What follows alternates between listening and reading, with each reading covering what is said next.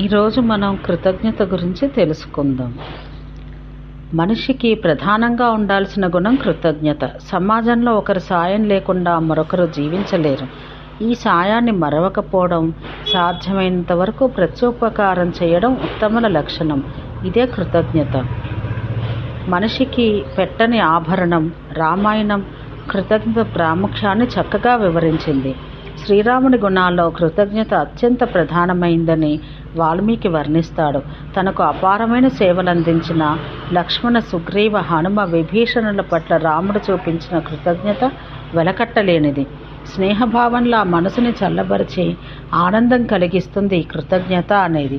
రామకార్యం కోసం సముద్రాన్ని లంఘిస్తున్న హనుమను గమనించి మైనాక పర్వతం తనపై కొంచెం విశ్రాంతి తీసుకుని ముందుకి సాగమంటుంది. ఎందుకంటే పూర్వం రెక్కలున్న పర్వతాల వల్ల తమకు ప్రమాదం వాటిల్లుతోందని ప్రజలు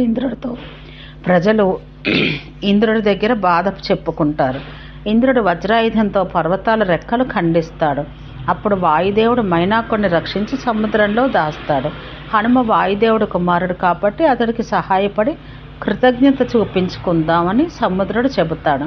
అందుకు మైనాకుడు తన ఆతిథ్యం స్వీకరించమని హనుమతో అంటాడు. మైనాకుడి కృతజ్ఞతాభావానికి సంతోషించిన రామకార్యం సిద్ధించే వరకు ఎక్కడా క్షణమైనా విశ్రమించనని ముందుకు సాగుతాడు హనుమ. కృతజ్ఞత అనేది మనిషి కనీస ధర్మం.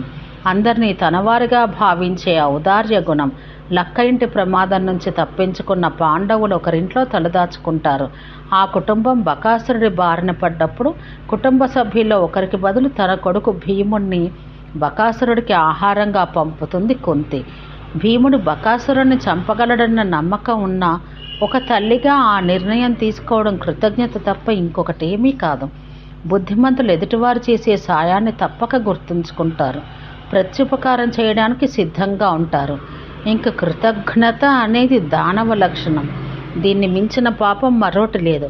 పచ్చని చెట్టు, పూలు, పళ్ళు ఇచ్చిన వాళ్ళు అనుభవించి దాని కాపు ఆగిపోగానే గొడ్డలతో నరికివేయడం కృతజ్ఞత. కనిపించిన తల్లిదండ్రుల్ని వృద్ధాప్యంలో వదిలివేయడం కృతజ్ఞత. విస్తరిస్తున్న ఇలాంటి చెడు పోకడల నుంచి మనం బయటపడాలి. ప్రతి ఒక్కరి సాయాన్ని మనసులో నిలుపుకోవాలి. వర్షం కురిపించిన మేఘాలకి పచ్చని చెట్లు తలలోపుతో కృతజ్ఞత తెలియజేసినట్టు మనలోనూ ఆ భావన ఎప్పుడూ ఉండాలి.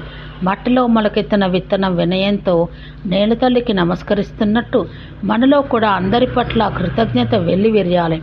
దాన్ని మనం ఒకరి పట్ల చూపాల్సిందే కానీ ఒకరి నుంచి ఆశించకూడదు.